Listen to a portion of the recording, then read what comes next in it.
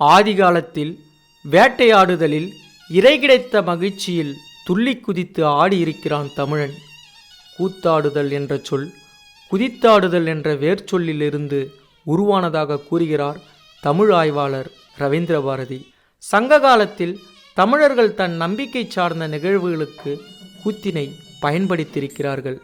கூத்தரும் பாணரும் பொருணரும் விரலியும் ஆற்றடை காட்சி உரழத் தோன்றி பெற்ற பெருவளமும் பெறாருக்கு அறிவுறிச் சென்று பயனெதிரச் சொன்ன பக்கமும் என்று தொல்காப்பியம் கூத்தாடும் கூத்தரை ஆற்றுப்படை பாடலில் தோன்றும் பாடல்களில் ஒருவராக குறிப்பிடுகிறது.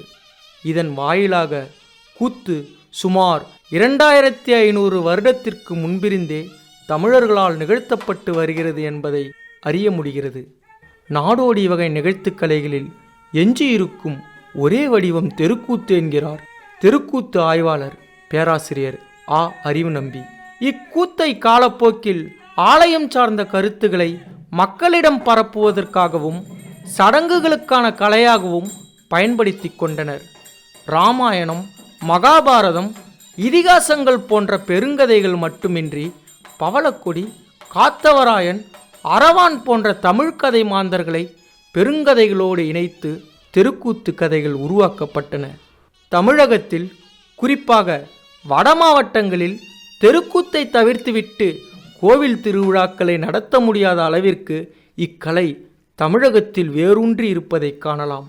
மேலை நாட்டு நாடக கோட்பாட்டாளர்களான Antonin Artaud, Bertolt Brecht, Peter Brook போன்றோர்கள் இந்தியா, இந்தோனேஷியா, சைனா போன்ற ஆசிய நாடுகளில் உள்ள பாலனீஸ், சீன ஒப்பேரா, கதகளி, தெருக்கூத்து போன்ற நோக்குநிலை அரங்கை ஆய்வு செய்த பிறகே சமூக மற்றும் அரசியல் சிந்தனைகளை தூண்டும் அரங்கையும் கோட்பாடுகளையும் உருவாக்கினார்கள்.